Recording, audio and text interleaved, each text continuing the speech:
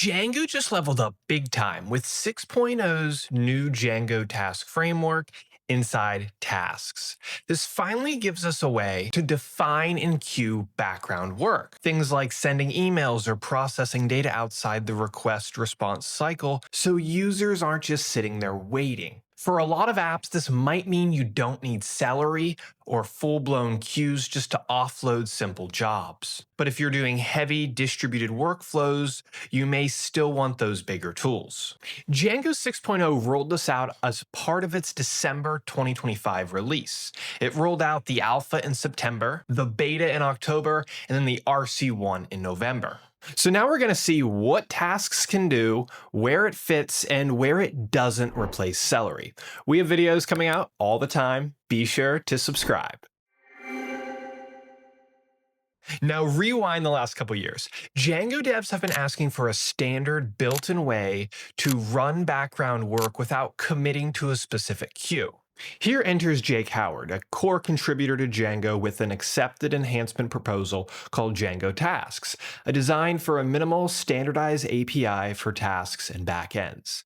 The idea is Django would define how you declare and enqueue tasks, while letting different backgrounds actually handle how they're stored and executed. That work landed in Django 6.0 as the new Tasks module. The initial implementation is intentionally small. It gives you the decorator, the enqueue API, the task result abstraction, but it doesn't ship a production worker.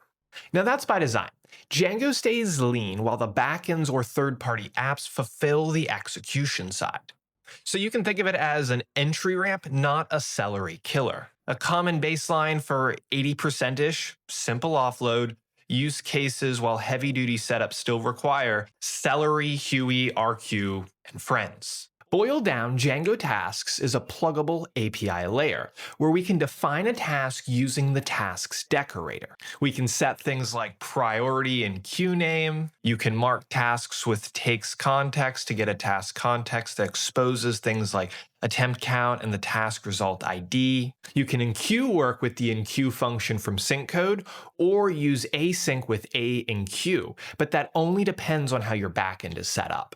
Both return a task result, which later can be reloaded using getResults to check for things like errors, status, all that kind of stuff. Django provides built-in immediate backend and dummy backend, which never actually execute. And then real background execution is where putting jobs in a queue and having workers pick them up is handled by a backend that you configure. There's no built-in worker or retry system in Django itself. In fact, the docs explicitly state this.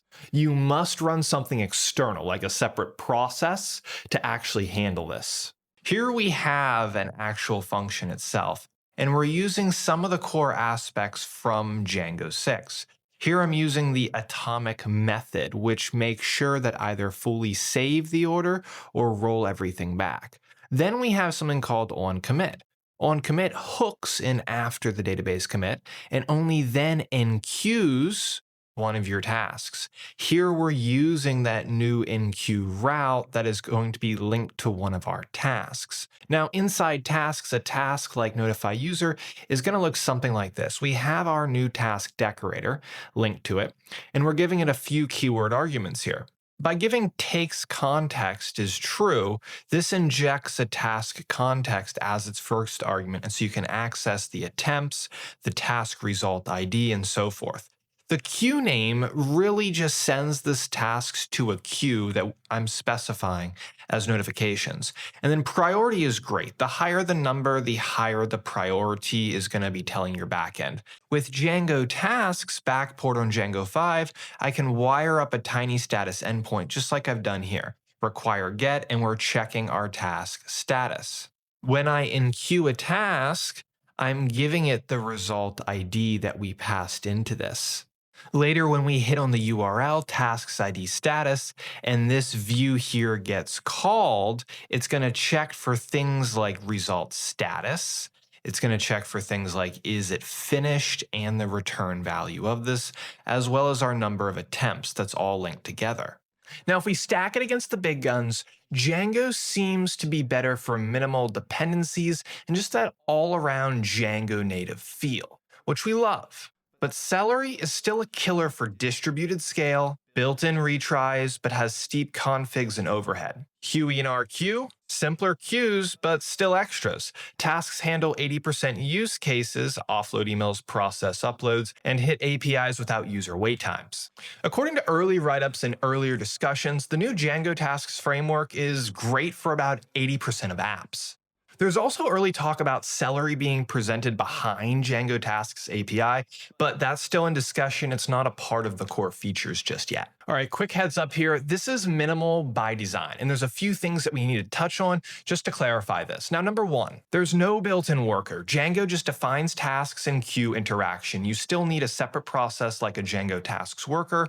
Number two, there's no built-in retries, schedules, or chains here. Those features live in your backend or third-party tooling, not in Django Tasks itself. And then we have some caveats with the whole serialization thing that we need to watch out for. Arguments and return values, they must be JSON friendly.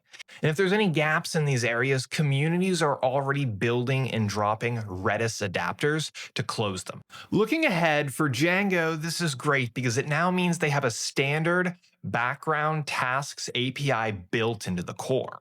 There's active discussion about better monitoring and signaling around task lifecycle, more polished backends for Redis and RQ, bridges that let libraries like Celery speak the Django Tasks interface. But these are community experiments and just overall discussion. It doesn't actually mean anything for the roadmap. If you're still on Django 5, the backend port still allows you to try out this API while you migrate everything into Django 6.